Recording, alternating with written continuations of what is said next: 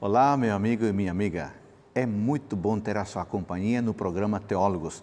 Aqui nós estudamos a Palavra de Deus com tempo, com calma e com profundidade.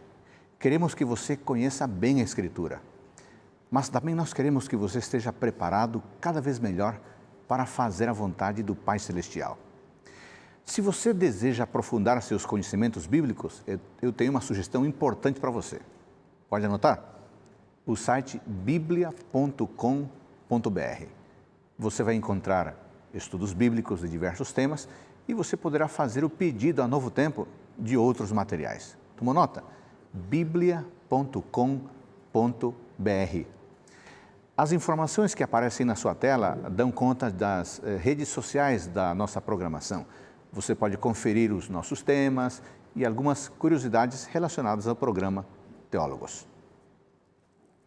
A Palavra de Deus tem 66 livros e é bem provável que você goste de uns mais do que outros. Alguns gostam dos Salmos, outros preferem um livro de Daniel, outros preferem as histórias de Ruth, enfim.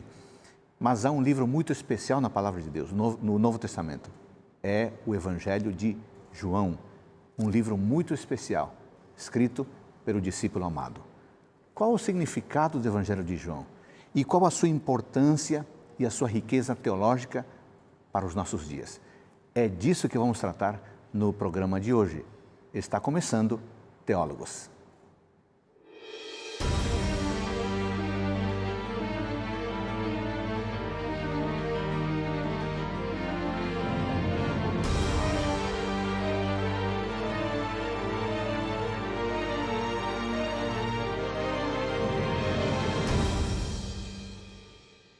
No programa de hoje vamos tratar de um tema muito interessante, muito importante. Vamos focar no livro de João, especificamente no capítulo 4, que tem muita riqueza teológica e de muita utilidade para a nossa vida prática, para o nosso conceito e a nossa segurança da salvação. Esse é um tema, portanto, muito interessante e por isso nós temos dois convidados especiais que nos ajudarão a compreender esta temática. Eu quero apresentá-los agora aqui. Pastor, professor Wanderson Domingues, muito obrigado por você estar conosco, tirar o tempo para vir aqui. Você é pastor em qual região de São Paulo? Pastor, é um prazer estar aqui nesse programa novamente para falar do meu livro predileto da Bíblia. Amo toda a Bíblia. Quer dizer que João é o seu livro predileto? Mas o Evangelho de João, eu tenho me demorado muito, por muitos anos, na leitura deste Evangelho em toda a sua riqueza. Eu trabalho atualmente na região do ABC Paulista e Baixada Santista. A Igreja Adventista se divide por regiões e sedes administrativas e eu trabalho na sede conhecida como Paulista Sudeste, a sigla APSE. Quero mandar um abraço para os meus administradores, pastor Oliveiros, pastor Jorge Mário, pastor Robson, que me permitiram estar aqui também e têm nos ajudado muito no trabalho. E trabalho ali conduzindo uma escola de teologia que nós temos para os membros leigos, ajudando no evangelismo e visitamos também, levamos materiais para os interessados da TV Novo Tempo que nos assistem e pedem os nossos materiais. Em algum momento a gente chega ali na região, na casa deles. Legal. Aliás, eu queria agradecer também aqui aos pastores já mencionados, pastor Oliveiros, pastor Jorge Mário, pastor Robson, porque permitiram que o pastor Wanderson estivesse aqui conosco. E uma saudação para os amigos e irmãos dessa região da Igreja Adventista. Você fez a sua graduação em teologia, Isso. Fez um mestrado em Ciência da Religião, com ênfase no Novo Testamento, e agora está no seu programa de doutorado, é isso mesmo? Exatamente, pastor. A ciência da religião se divide na área sociológica, missiológica e linguagens da religião, que trabalha o texto, a religião como texto. E eu trabalhei o Evangelho de João no meu mestrado, fiz uma análise dos verbos pempo e apostelo, como condensadores da mensagem do Messias pregado na comunidade, e agora no doutorado eu vou do cânon ao apócrifo, estudando a literatura joanina também. Interessante. Mais uma vez, obrigado por sua presença conosco. Pastor Natal Gardino, muito obrigado por você estar conosco. Você está vindo do Paraná. Que região da Igreja Adventista é a qual você trabalha? Ali é a Associação Norte Paranaense da Igreja Adventista. Vamos mandar uma saudação para eles? Sim, eu quero mandar um abraço então para os nossos líderes ali, o pastor Montano, o pastor Chagas, o pastor Newton, cada um dos que estão ali trabalhando para que o Evangelho seja pregado naquele lugar. E muito obrigado por me permitirem vir até aqui também hoje. Você também gosta de estudar, você fez a graduação, foi para os Estados Unidos, fez o mestrado e fez um doutorado também. qual é a sua área de interesse na pesquisa bíblica? A minha área de interesse é o Novo Testamento, especialmente o Apocalipse. Eu também gosto muito do Apocalipse, gosto dos evangelhos sinóticos. Então, João é algo que eu vou também hoje aprender mais com o nosso amigo especialista. E depois, no doutorado, eu fiz uma especialização em como trabalhar com mentes pós-modernas, para que a gente possa atraí-los também para Jesus. Legal, muito obrigado aos dois pastores, professores, aliás, os dois tiveram e têm experiência de ensino, não é isso mesmo? Exato. Muito bem. Pastor Wanderson, vamos começar aqui então com a nossa temática de hoje, o Evangelho de João e a sua riqueza teológica. Por que é importante, vamos começar com algo mais amplo, por que é importante estudarmos os Evangelhos? Aliás, o pastor Natal falou sinóticos, é possível que o nosso amigo, alguém não saiba, né? Vamos explicar primeiro essa divisão? Muito bem. Nós temos 4 evangelhos no cânon bíblico, tem que explicar cânon também, não é? Naquilo que nós consideramos ao longo da história da igreja como o livro sagrado, e Deus guiou a inspiração desses livros. Nos 66 livros nós temos 4 evangelhos. 3 deles, Mateus, Marcos e Lucas, são chamados de evangelhos sinóticos. É uma expressão grega que significa olhar do mesmo ângulo, olhar do mesmo prisma. Eles narram a história de Cristo, lógico, com suas nuances particulares, mas de uma forma bem próxima um do outro. Já o Evangelho de João, ele não faz parte desses 3 sinóticos porque ele olha de um outro ângulo, ele não utiliza as mesmas palavras, as mesmas referências, os mesmos textos e quase nenhum dos episódios são similares. Então, é um evangelho olhado de um ângulo totalmente diferente. Agora, nós temos 4 evangelhos. Por que são necessários 4? E como o contexto de cada um enriquece a compreensão da pessoa de Cristo? Bem, hoje nós abrimos a Bíblia em papel de seda com capítulos e versículos divididos e nos dá a impressão a alguns que o profeta recebeu as palavras e foi escrevendo no seu escritório, muito bem aconchegante. Não foi isso que Escrever aconteceu. não era fácil e nem barato. E também hoje, através de e-mail, redes sociais, nós conseguimos passar informações de maneira muito rápida e muito fácil. Também não era tão simples assim, embora o Império Romano ajudasse na locomoção e envio de mensagens, era muito caro se escrever. Então, uma comunidade se reunia num determinado local, numa determinada localidade, uma outra em outra localidade, e haviam grupos específicos que enfrentavam problemas mais específicos e tinham uma cultura mais específica. Cada evangelho foi escrito e direcionado a um público mais específico. Veja, por serem inspirados, eles são universais para todas as épocas e para todos os tempos. Mas o público primário de cada evangelho ele tinha as suas questões locais e momentâneas. Rapidamente, Marcos, que foi o primeiro evangelho a ser escrito, ele foi escrito mais para um público romano. Por isso Jesus de Marcos é mais poderoso, é para um público poderoso. Mateus, ele foi escrito para um público mais judaico. Por isso Jesus é apresentado numa especificidade judaica muito forte. Ele é o novo Moisés dentro do evangelho de Mateus. Você vê similaridades entre Jesus e Moisés. Os dois tiveram um nascimento miraculoso, os dois foram perseguidos na infância, os dois se esconderam no Egito, os dois vão para o deserto, os dois começam no monte, os dois são resgatadores do povo, os dois morrem e ressuscitam. Então, para Mateus, o público é judaico. Lucas é escrito para os gentios. É um público rejeitado, não é nem romano poderoso e nem judaico a raça eleita. Então, é onde Jesus é mais humano.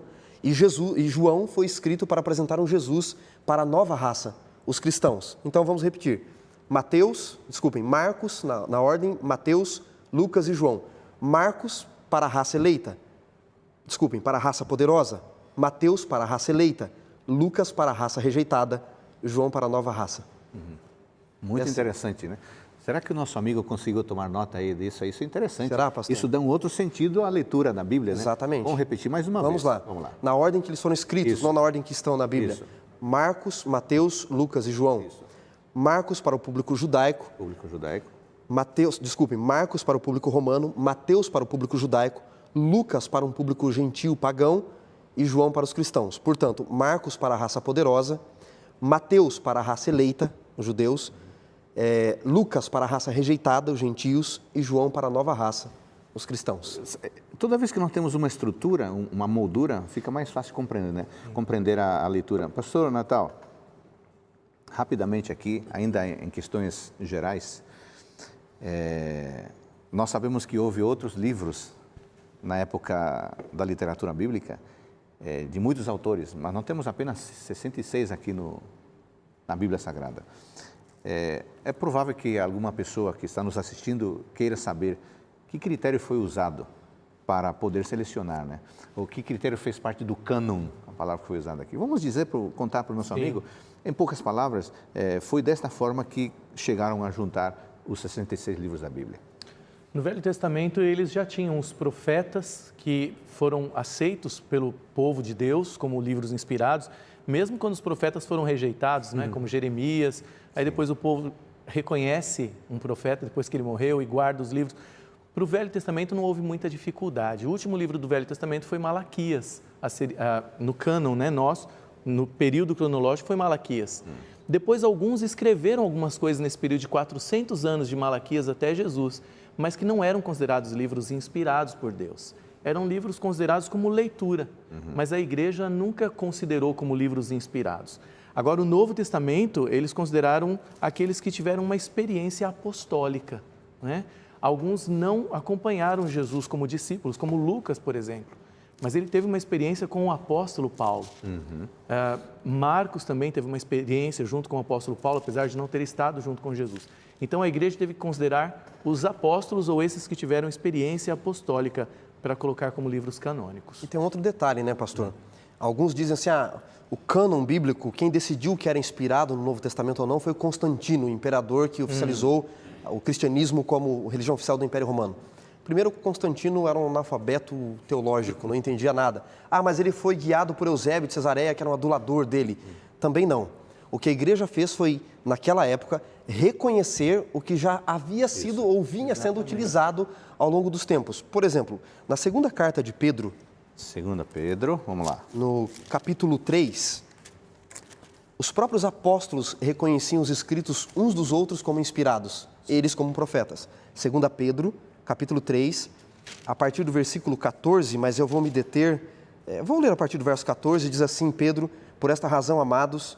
Esperando estas coisas, empenhai-vos para serem achados por ele em paz, sem mácula e irrepreensíveis, e tende por salvação a longanimidade do nosso Senhor, como igualmente o nosso amado irmão Paulo vos escreveu, segundo a sabedoria que lhe foi dada. Ao falar acerca desses assuntos, como costuma de fato fazer em todas as suas epístolas, nas quais há certas coisas difíceis de entender, que os ignorantes e instáveis deturpam, como deturpam as demais escrituras. Notem, quando Pedro coloca as epístolas de Paulo, as cartas de Paulo, como demais escrituras, ele está colocando os escritos de Paulo em pé de igualdade com o Antigo Testamento. Então não é Constantino que diz que os escritos de Paulo foram inspirados? É um outro profeta também. Ou seja, a igreja vinha usando ao longo do tempo. Eles só reconheceram que a igreja já vinha utilizando. Muito bem. Você mencionou agora há pouco, pastor Wanderson, que você gosta do livro de João, já o estuda há algum tempo. Então vamos entrar especificamente nele agora. Sim. Vamos falar sobre as prováveis circunstâncias em que o texto foi produzido e como que isso pode ser encontrado no próprio texto. Pastor, o livro de João, o Evangelho de João, também conhecido como Quarto Evangelho. Quarto Evangelho. Ele é o livro, sem dúvida alguma, mais debatido, mais estudado e mais criticado por teólogos ao longo de todos os tempos. Por quê? Porque nos outros evangelhos, teólogos mais liberais, que não aceitam inspiração, não aceitam salvação, criação, conseguem achar algumas desculpas para dizer que Jesus era um curandeiro e como quem conta um conto aumenta um ponto, a história chegou dessa forma. Jesus na verdade não curou, ele colocou um emplasto e aí alguns dos nossos telespectadores já brincaram de telefone sem fio, não é? A história chegou nos nossos dias desse jeito, eles tentam se desculpar desta forma para não aceitar a inspiração, a Bíblia como palavra de Deus, como contendo a palavra de Deus. No Evangelho de João não tem meio termo. Ou você o aceita, ou você o rejeita. O Evangelho de João, para se ter uma ideia, ele foi escrito com apenas 800 palavras. Segundo pedagogos, professor pedagogo também, é um vocabulário aproximadamente de uma criança de 5ª, 6ª série, em palavras diferentes. Um evangelho que aparentemente é simples, mas com uma profundidade sem tamanho, sem medidas. E neste evangelho, João ele não conta nenhum milagre, não relata nenhum milagre. Ele relata 7 sinais, evidências da divindade de Jesus. Então você não tem como negar que alguém como Lázaro, morto há 4 dias, ele estava doente, ele estava desmaiado. Por essa ênfase no evangelho de João, apresentar o Cristo como Deus vindo do céu, então eles preferem, muitos teólogos, negar, criticar e achar que é produto de qualquer um, menos do apóstolo João. Agora, no próprio texto, nós encontramos evidências das circunstâncias da época? Encontramos, pastor, muitas evidências dentro do texto.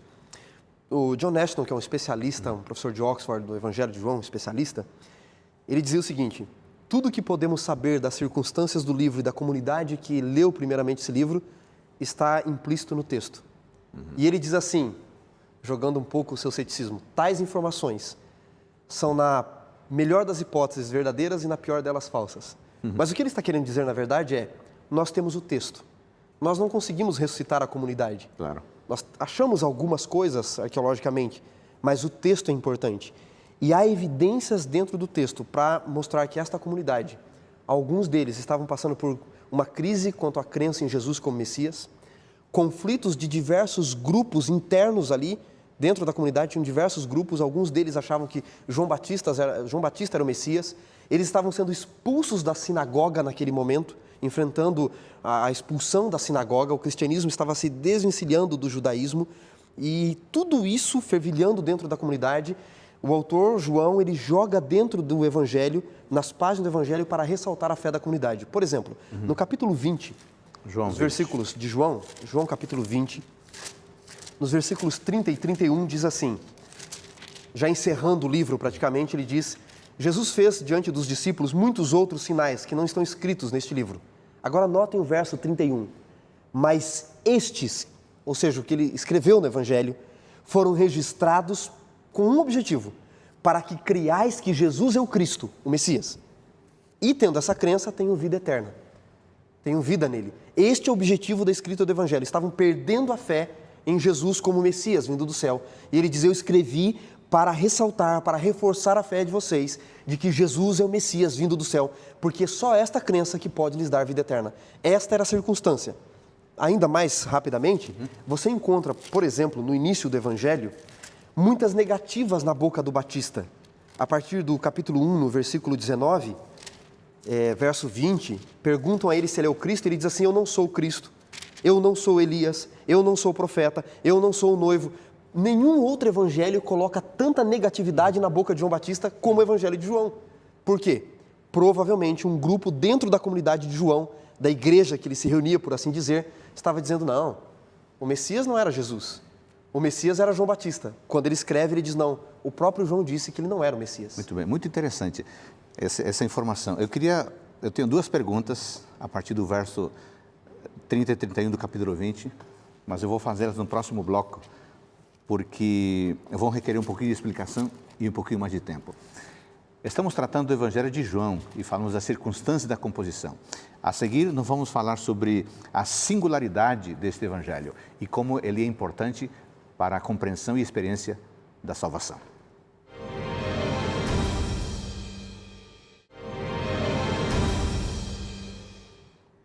No programa de hoje, estamos estudando o Evangelho de João e queremos aprofundar a nossa percepção sobre a sua contribuição teológica. É empolgante você ler o Evangelho de João, realmente. Pastor Wanderson, você leu no primeiro bloco, João 20, 30 e 31. Tem duas perguntas que eu quero fazer a vocês. A primeira, eu vou começar contigo. Diz aqui, verso 30, na verdade, fez Jesus diante dos discípulos muitos outros sinais. Por que sinais e não milagres?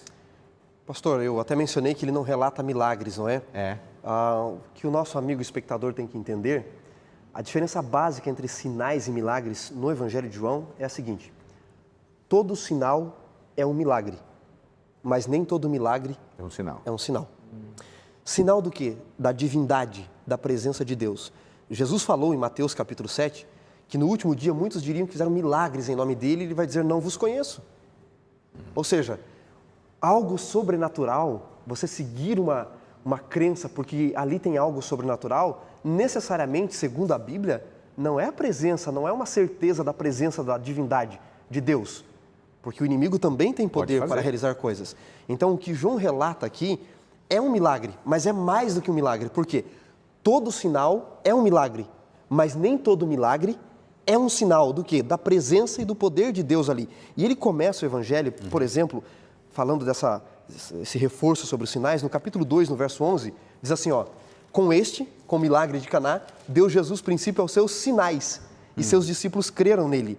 No capítulo 4, no versículo 46, no diálogo com o menino doente, o pai do menino doente, Jesus diz assim no capítulo 4, versículo 48, ele diz, se porventura não verdes sinais e prodígios não crereis. E no capítulo 6, verso 2 diz, seguiam numerosa multidão porque tinham visto os sinais. E por último, capítulo 7, o versículo 31 diz assim, a multidão dizia, quando vier o Cristo, se não for ele, quando vier o Cristo, fará porventura maiores sinais, porque na cultura judaica se reconheceria o verdadeiro Cristo pelos sinais que ele faria. Muito interessante. Agora, pastor Natal, e o verso 31 do capítulo 20 diz que esses sinais foram registrados para que creiais que Jesus Cristo é o Cristo, Filho de Deus. Por que essa insistência joanina na divindade de Jesus? Havia algum contexto na época que justificasse? Se a gente for ver o tempo em que ele foi escrito quase um século, né? No final do primeiro século, aliás, 70 anos aí, mais ou menos, depois da morte de Jesus. Antes dele, Pedro já mostra que haviam pessoas duvidando da segunda geração, a terceira geração de cristãos. Pedro fala que as pessoas estavam dizendo assim, cadê a promessa da sua vinda? Será mesmo e tal? E João escreveu uns 30 anos depois de Pedro, quando diz que já a segunda geração já estava começando a ter dúvidas. Então, João está tentando mostrar, provar que Jesus é o Messias prometido, mais do que Messias, que ele é divino. E a maneira como ele começa o livro é fantástica. No princípio era o Logos é a palavra, não é? É a razão, que eles estavam começando a desenvolver uma ideia de divindade, mas ele aplica a Jesus de uma maneira bíblica, que o gnosticismo não tinha começado ainda, né? A ideia dos gnósticos, de um Deus inferior e tal, mas estava começando a ter ideias estranhas de Cristo. Então ele tenta trazer no chão, na Bíblia, e mostrar que Jesus é eterno, que ele é o Messias. E o verso 14, né? Capítulo 1, verso 14, e o verbo, que era pré-existente, se fez carne e se tornou um de nós. Eu acho que não tem nenhum outro livro que prova tanto a divindade de Jesus como João, não é verdade? Aliás, pastor Wanderson, essa abordagem do quarto evangelho é singular, né? Jesus é Deus. Vamos explorar alguns textos que vão nessa direção? Vamos sim, pastor. Primeiro, na minha dissertação de mestrado, eu fiz uma análise dos verbos pempo e apostelo. Apostelo é de onde vem a expressão apóstolo. Os dois se traduzem por enviar. Tá? Aparece 72 vezes, esses dois versos aparecem no Evangelho de João. Enquanto que Mateus usa 3 vezes, Marcos 2 vezes, Lucas 1 vez, em João aparece mais de 70 vezes. Tal é a importância de Jesus ser o enviado. Só que eu fiz uma análise e eu mostrei na minha dissertação que todas as vezes que se fala da origem, quem te enviou, de onde você vem, a expressão é Ho pater pempsas me, o pai que me enviou, a expressão pempo. Todas as vezes que falam da consecução terrena da obra que ele veio realizar, a expressão é Ho pater apestailen me, o pai que me enviou, eu faço isso porque o pai me enviou. Ele sempre vai utilizar a origem dele na voz no máximo médio passiva. Jesus não recebeu uma ordem do pai para vir, porque ele era menor. Não, ele, na voz médio-passiva no grego, ele pratica e sofre ação. Ele se auto-enviou, como se ele dissesse assim, eu me enviei a mim mesmo. É meio redundante na nossa língua. Tal é a importância de Jesus ser Deus. Aparece no capítulo 5, por exemplo, no contexto da cura do paralítico junto ao tanque de Betesda. Sim. Questionam porque ele fez aquela cura no sábado, ele fala que ele está realizando as obras do Pai. No versículo 18, no verso 17, ele diz assim, meu Pai trabalha, até agora eu também trabalho. No verso 18, o autor diz assim, por isso, pois, os judeus ainda mais procuravam matá-lo. Não somente porque, segundo a concepção judaica, violava o sábado, mas porque dizia que Deus era seu próprio Pai, agora note, fazendo-se igual a Deus. E essa questão de quem Jesus é, que ele é Deus, é tão importante que no capítulo 8 do mesmo Evangelho, no capítulo 8, quando estão discutindo sobre a existência de Cristo, ele vai dizer que antes de Abraão existir, ele já existia. Olha que interessante no versículo 53. Eles dizem assim, és maior do que Abraão, nosso pai que morreu. João 8, 53. Também os profetas morreram. Quem, pois, te fazes ser? E aí Jesus fala sobre a glória do Pai que ele glorifica. E ele vai dizer então, no verso 58, antes de Abraão existir, eu sou. Eles entenderam que Jesus era Deus e tentaram apedrejá-lo por causa dessa aparente blasfêmia. E esse eu sou, que ele repete muito em João, mais do que nos outros evangelhos, né? Eu sou a luz do mundo, eu sou a porta, eu sou. É a mesma frase que na Septuaginta, na Bíblia grega que se usavam os judeus, é Deus falando para Moisés. Fala que 3:14, eu sou te enviou, não é? Exato, então, ele falava pastor. eu sou, ele estava usando a mesma frase, ego eimi, e para eles era super ofensivo isso. Agora, pastor Natal, pastor Wanderson, sabe o que eu estava pensando? João era uma pessoa muito simples, não era? Ele era uma pessoa simples, não era uma pessoa letrada. Da época era. Era uma pessoa letrada, estudada. Mas o Evangelho tem uma estrutura tão interessante, tão bem pensada. Como que pode alguém tão simples produzir um Evangelho tão rico? Pastor, eu brinco com os meus alunos, eles se assustam, eu digo assim, ao estudar a riqueza da Bíblia, em especial aqui do Evangelho de João, eu digo, ou isso é de Deus ou é do diabo. Uma coisa não é. Não é humana. humano, verdade. Como C.S. Lewis diz falando de Cristo, ou você o aceita, Isso. ou você o rejeita. Só não tem um meio termo dizendo que ele é um bom mestre apenas. Isso só pode ser de Deus, pelo que prega. É muito, muito profundo, pastor. Agora, por que pregar um Jesus Deus e ter que aceitá-lo e reconhecê-lo como Deus? Por quê? Por que essa importância, essa ênfase total? No Evangelho de João, primariamente, por favor, nosso amigo espectador, preste muita atenção no que eu vou dizer, não estou mencionando nenhuma heresia teológica aqui. Note bem o que eu vou falar. No Evangelho de João, a salvação não tem que ver com a cruz. Se o programa acabar agora, pastor, eu estou com problemas. Não, vamos continuar. Tem que concluir. Salvação não tem que ver com cruz no Evangelho. João é o evangelista que menos tempo dedica à cruz. 4 versos, contados. Enquanto que Mateus, 1,5 capítulo, Lucas, 1 capítulo. Por que João não dá importância primária à cruz? A cruz ocorreu, deveria ocorrer a morte de Cristo em si, né? Deveria ocorrer. Porque na cruz Jesus alcança o direito de nos salvar, paga o preço para nos dar a graça, que é o presente. Mas desde pequeno, pastor Natal deve ter aprendido isso dos seus pais, a gente não aceita presente de estranho. E se o inimigo colocou o caráter de Deus em xeque e nos assustou quanto ao caráter de Deus, era estranho, ele pode nos oferecer um presente, mas se o caráter é estranho, que presente é esse? Você não aceita, você não quer aceitar. Então olha como incisivamente, enfaticamente, ele diz o que é salvação no 4º evangelho, no Evangelho de João. Capítulo 17, verso 3. Jesus falando, João 17, verso 3. O que é a salvação, né? E a vida eterna, diz ele, é esta. Veja como é uma declaração taxativa. Cruz? Ele diz, não, que te conheçam, a ti, o único Deus verdadeiro, e a Jesus a quem enviaste. Por que é tão importante conhecer Deus e conhecer Jesus? Porque antes de aceitar um presente, eu tenho que entender quem Ele é, um Deus de amor. E aí ele diz no capítulo 14 a Filipe, quem vê a mim, vê ao Pai. Por isso ele pode dizer, eu sou o caminho, a verdade e a vida, João 14,6. Ninguém vem ao Pai senão por mim. Se eu não aceitá-lo como Deus vindo do céu, não existe vida eterna. Esse é o Evangelho de João. Interessante. Agora, no capítulo 1, no verso 1, no princípio era o Verbo, e o Verbo estava com Deus, e o Verbo era Deus. Não tem nada disso, não tem nada que, como uma outra Bíblia sugere, né? Era um Deus. Alguns tentam fazer isso, né, pastor? Não funciona, né? Não funciona pelo seguinte, pastor, é um desconhecimento da gramática grega.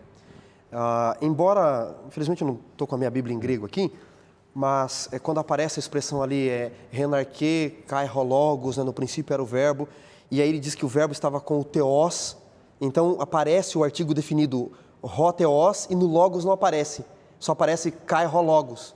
Então eles dizem, aliás, e o logos, kairologos, era um Deus, porque não aparece a expressão depois do logos, ro teu, eles dizem que se tivesse o ro, que é um artigo definido no grego, para dizer era o Deus, era Deus, então está indefinido. Só que na gramática grega, como diz que o verbo já é definido, o adjetivo do que ele era já não precisa de artigo definido, porque já está remetendo a quem ele é.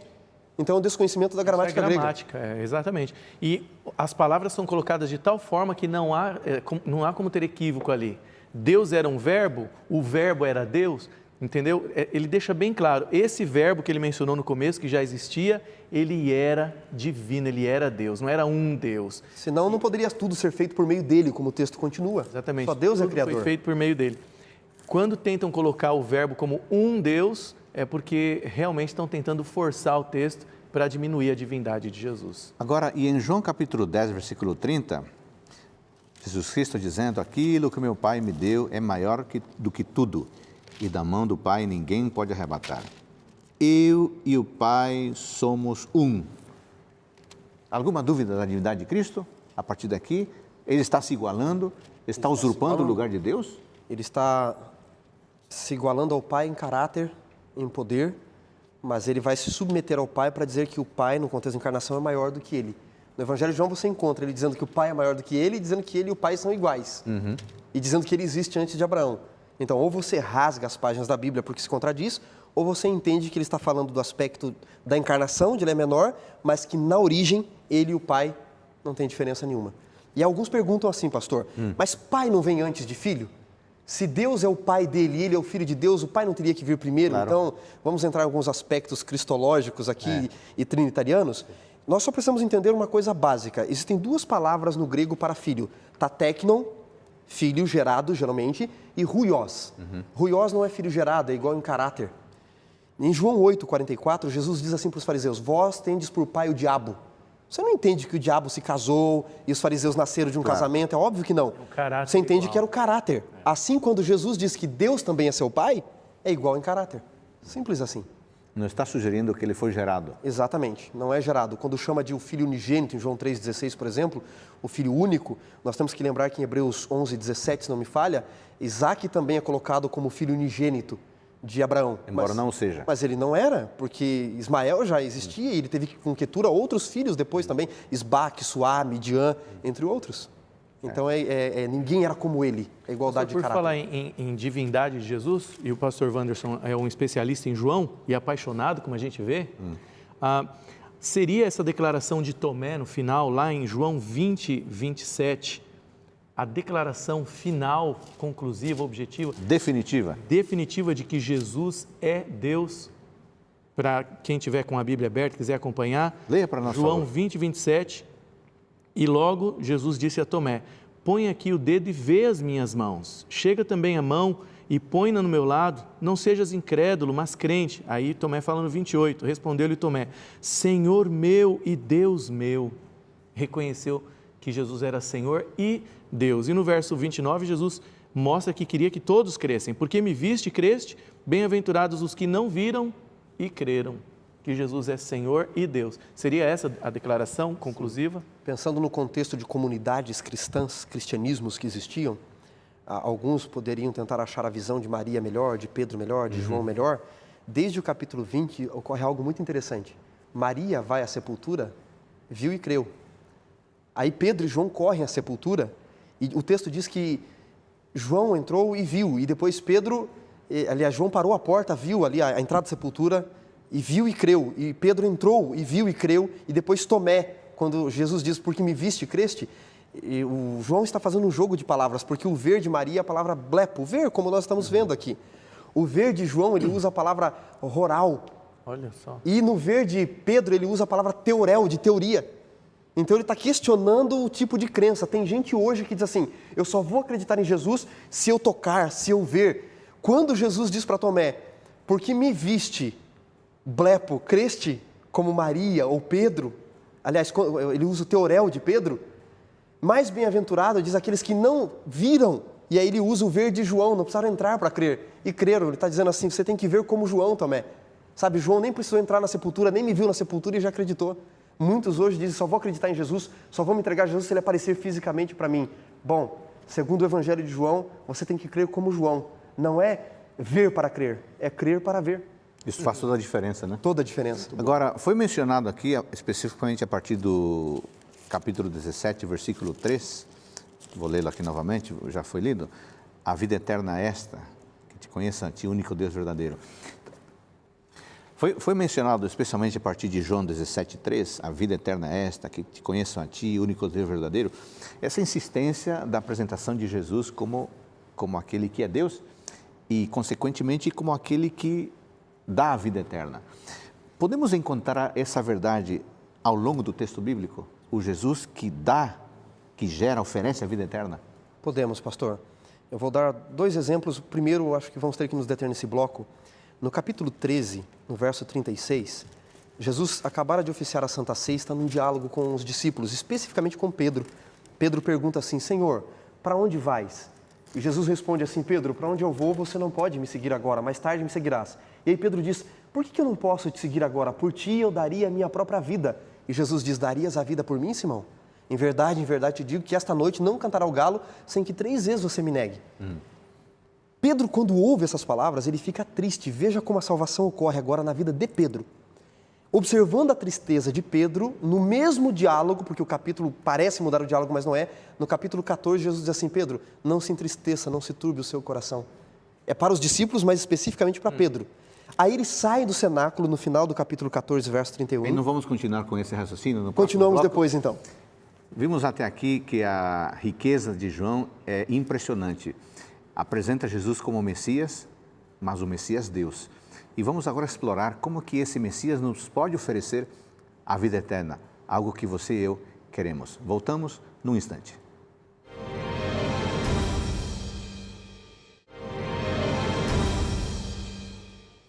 É muito bom termos o tempo necessário para estudar a Palavra de Deus. Estamos fazendo isso com o Evangelho de João. E o pastor Wanderson estava falando no bloco anterior, essa questão de como a vida eterna concedida por Cristo aparece ao longo da estrutura do livro. Você estava mencionando o capítulo 13 e agora o 14. Vamos continuar com esse raciocínio. Ele disse que Pedro iria traí-lo, não é? Essa é a prática da salvação, como ela ocorre na vida prática. No 14, Pedro, observando a tristeza de Pedro, ele diz, não se entristeça o seu coração, eu vou para a casa de meu pai, há muitas moradas.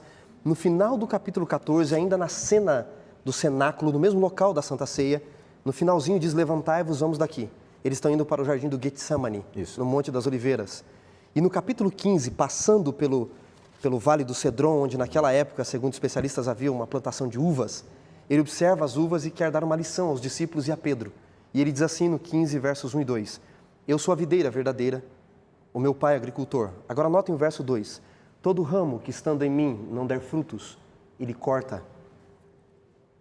Pastor Adolfo, esta expressão não faz sentido com o contexto do Cristo Salvador do Evangelho. Porque se essas palavras foram dirigidas a Pedro e aos discípulos, ele diz a Pedro, você vai me trair, não vai dar nenhum bom fruto. Vou te cortar. E eu vou te cortar, Pedro. A expressão cortar aqui, segundo especialistas em João, e o texto grego apresenta, é a expressão rairo. Nos melhores dicionários de grego, inclusive o dicionário de Johannes Bauer, que é o melhor que tem, na minha opinião, rairo aparece como 4 opções de tradução. Erguer, levantar, subir, pode ser anabaino também subir, mas traduzem por subir. E cortar é sempre a última possibilidade de tradução. Não é que Ferreira de Almeida traduziu errado. Pode ser traduzido por cortar. Mas no contexto? No contexto não seria a melhor palavra. Traduzir não é um negócio fácil. Não é. É muito difícil. Ele fez uma excelente tradução, quero deixar isso claro.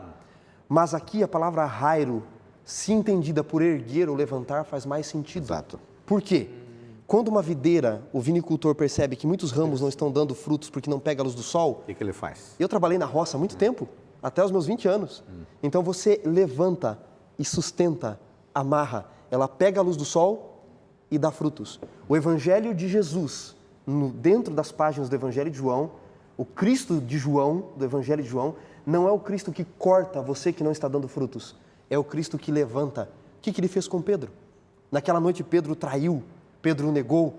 Mas quando, segundo o Evangelho de Marcos, no capítulo 16, verso 7, Maria vai ao túmulo, tem um recado de Jesus. Vá, diga aos discípulos e a Pedro. Porque se o recado é só aos discípulos, Pedro pensaria, eu não sou mais seu discípulo. E depois em Lucas, no contexto dos discípulos no caminho de Emaús, diz que Jesus apareceu sozinho, só para Quefas. 40 dias depois da ressurreição, em Atos 2, Pedro está em pé, pregando um poderoso sermão que converte quase 5.000 pessoas. Porque quando nós estamos em Jesus, diz o texto, permaneçam em mim, e não damos fruto, ele não corta. Ele levanta. Ele nos levanta. Esse é o Evangelho na prática. Impressionante. Ô, pastor Natal, você é pastor de 5 igrejas, você falou, né? 5 igrejas. Se você tem uma pessoa que cometeu uma falha, você como pastor enviado por Deus, você vai e corta o sujeito ou você prefere conduzi-lo num processo para reerguê-lo? Nós temos que fazer isso, conduzi-lo num processo. Nós vemos até isso em Coríntios, né? Em 1 Coríntios, Paulo fala de um irmão que pecou muito, fala que ele tinha que ser disciplinado, mas aí na segunda epístola aos Coríntios ele fala assim, ó, vocês estão desprezando ele vai ser consumido pela tristeza, habilitem ele de novo, isso está em Coríntios. a não ser que o membro mostre que ele não quer seguir, ele não quer mais ir por esse caminho, aí tem que cortar, não é?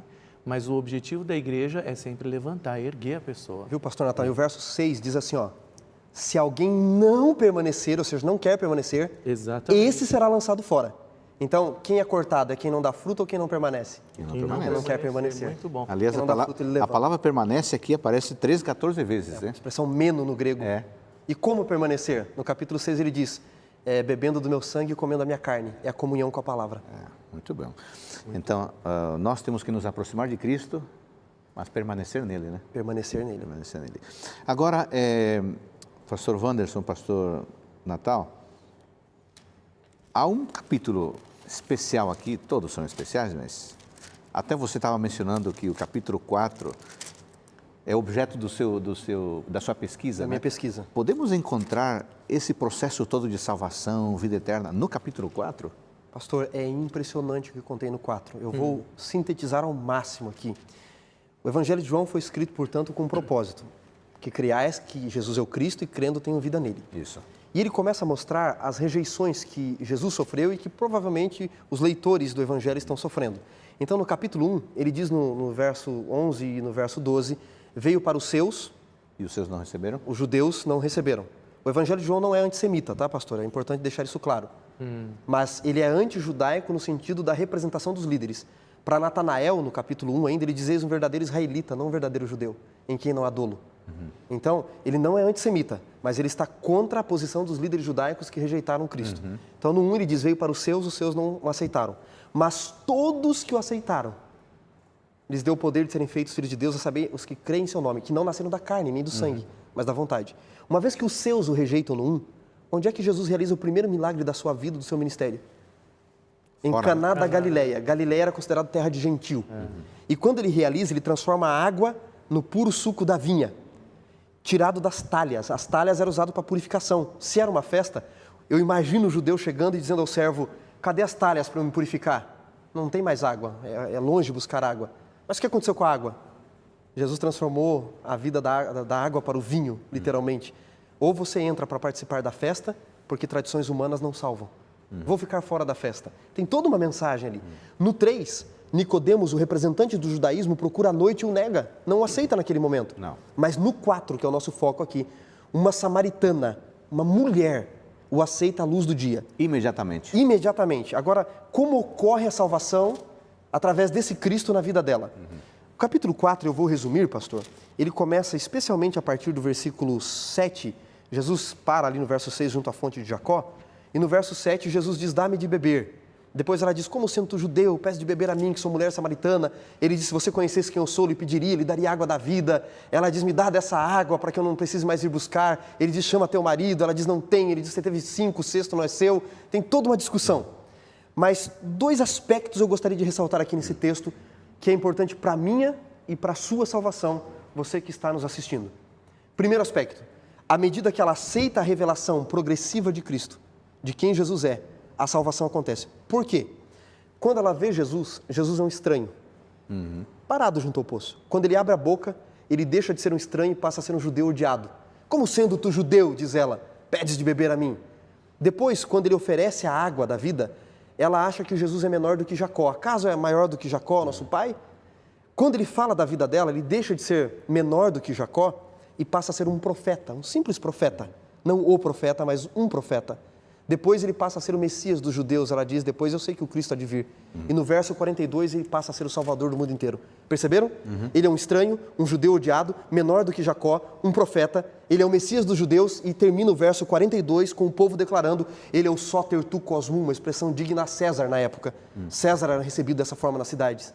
Está dizendo que Jesus é o verdadeiro rei. Então, à medida que Jesus se revela, é progressivo, e ela aceita essa revelação, o que acontece?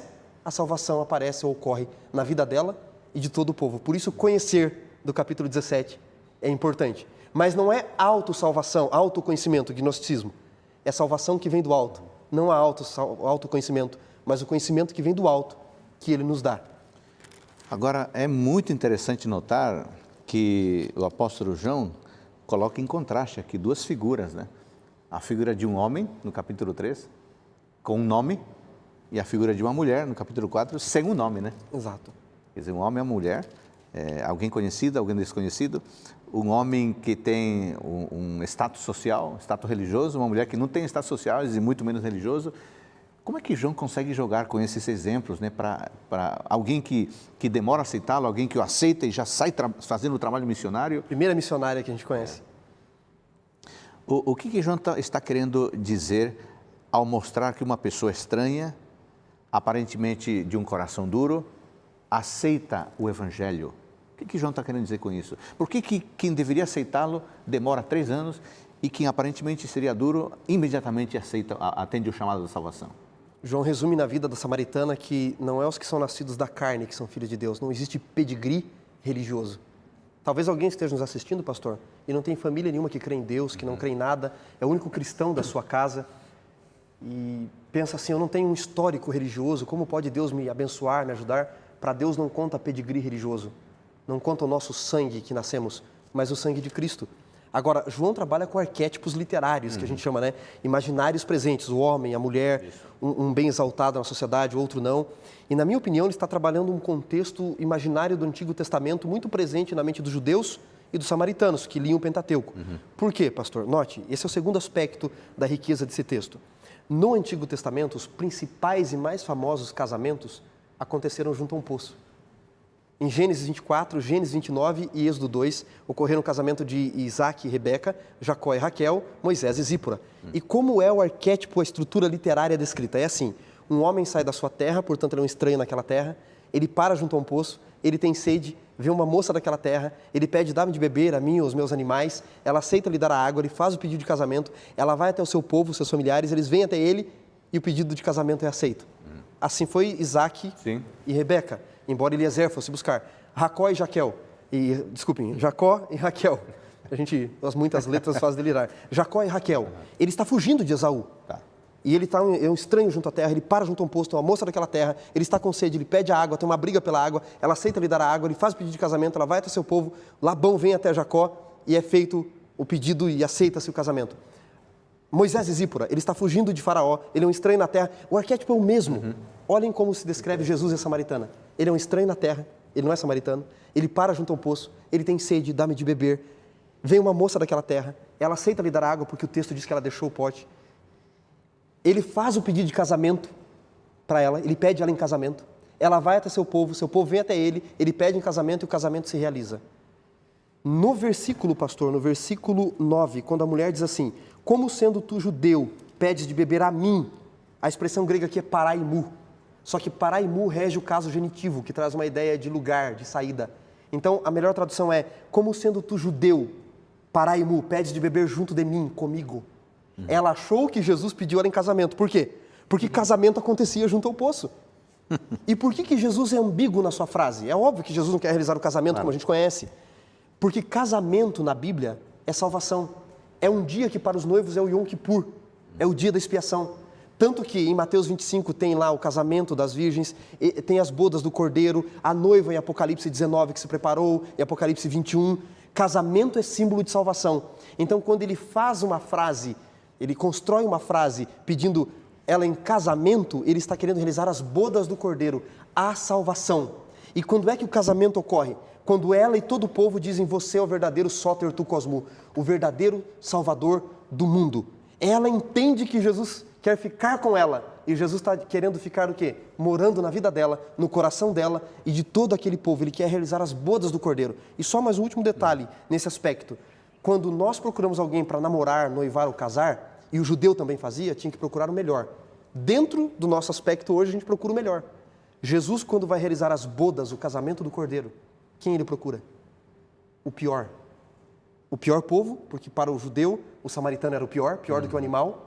E dentro do pior povo, a pior mulher que nem as mulheres samaritanas queriam tirar a água do poço com ela. Sabe o que João está querendo nos dizer? Se a salvação é através desse Messias, a salvação é para gente como eu e você. A salvação é para os piores. Se ele pôde salvar a samaritana, se ele pôde levantar Pedro, ele pode salvar a gente também. Muito bem, muito interessante. Pastor Natal, e se a gente tivesse que dar um outro título a esse capítulo, hein? Uau! A mulher de Samaria... Não, esse título, com todo respeito, Mulher de Samaria, mas não está dizendo tudo que a riqueza do tema da salvação apresenta nesse capítulo, né? A gente poderia dar outro título que sintetizasse melhor, né? Como é que será que esta compreensão da salvação em João, pastor Natal e pastor Wanderson, como é que será que esta compreensão da salvação em João mudou, sustentou e norteou a comunidade de então? Que efeito pode ter produzido? E como que isso pode ser impactante hoje, leitores modernos? Se João é o último evangelho a ser escrito, ele talvez foi o que mais marcou, né? É quando a gente quer deixar um sabor gostoso na boca, meus filhos fazem isso. Eles falam, pai, eu quero comer aquele por último que é o mais gostoso. João é um evangelho poderoso, diferente dos outros três. E a maneira como ele termina, com certeza deve ter impactado muito. Ele se coloca como testemunha, ele coloca que ele viu, que ele sentiu. E ele termina, vamos ver o último versículo dele. Eu acho que é esse o sabor, o gosto que ele deixou por um bom tempo. Lá no capítulo 21, versículo 24, o penúltimo, ele termina testificando, dizendo assim, este é o discípulo que dá testemunho a respeito destas coisas e que as escreveu. Ele deu testemunho, ele viu. E sabemos que o seu testemunho é verdadeiro. E ele faz um exagero aqui, né, que Jesus fez muitas outras coisas que não caberia no mundo, mas como a gente leu há pouco tempo atrás, no capítulo 20, 31, ele fala, esses foram escritos para vocês crerem. Então, eu tenho certeza que mudou muito a comunidade da época. E tem um aspecto a mais, pastor, porque se é o último livro e o último evangelho, esse público, eles não tinham, com exceção de João, não tinham conhecido Jesus, os leitores, não tinham tocado nem sido tocados fisicamente, e com exceção de João, não conheciam nenhum outro, talvez, que tivesse tocado em Jesus. E muitos já estavam questionando por doutrinas gnósticas que já estavam surgindo, se Jesus era Deus mesmo ou não, se ele aparecia em forma de espírito ou não. Quando João relata os 7 sinais para que creais, dos 7 sinais que são o milagre na boda de Caná, o capítulo 4, verso 46, a cura do filho do oficial do rei, capítulo 5, o paralítico junto ao tanque de Betesda. Aí você tem no capítulo 6, andar sobre o mar, multiplicação de pães e peixes. No 9, a cura do cego. E no 11, a ressurreição de Lázaro, 7 sinais. Desses 7, 4 são curas pessoais, que é o filho do oficial do rei, 4,46, doente em Cafarnaum, a cura do paralítico no capítulo 5, a do cego no 9 e a ressurreição de Lázaro. São curas, milagres, sinais pessoais. Em nenhum deles Jesus põe a mão. Em nenhum deles. O coxo junto ao paralítico, junto ao tanque de Betesda, aquele coxo, ele diz assim, levanta-te, toma teu leito. Ele nem ajuda. O cego no capítulo 9, embora ele unte os olhos do cego, ele só passa a enxergar quando ele crê na palavra e vai até o tanque de Siloé, que significa enviado, não é? E o capítulo 11 diz que quando ele vai ressuscitar Lázaro, ele tem que dizer Lázaro. Muitos teólogos dizem que ele tem que especificar Lázaro, para que o poder da palavra não ressuscite todos. Ou seja, João está dizendo o seguinte, se você nunca viu Jesus, nunca tocou nele, não tem problema. Esses milagres aqui não teve toque. Foi o poder da palavra. O poder da palavra é tão eficaz quanto o poder do seu toque. Você nunca tocou em Jesus? Nunca foi tocado fisicamente? Você tem a palavra. É isso que ele está dizendo para os leitores. E é por isso que a palavra, tê-la e compreendê-la é tão importante, né? Exato. Bom, esse evangelho é espetacular. E eu fico imaginando que o escritor, um jovem discípulo, teve tanto tempo para pensar no que viu e para selecionar especificamente o que escreveria, né? E o que temos como resultado é um evangelho tão rico e tão tocante. Muito obrigado, pastor Wanderson, pastor Natal, por nos ajudar a compreender a riqueza teológica do evangelho de João. E você, qual é o seu livro preferido? Leia o evangelho de João com os olhares que nós apresentamos aqui. Você será abençoado e você também, com a mulher samaritana, experimentará pessoalmente a salvação. Obrigado por sua companhia no programa Teólogos.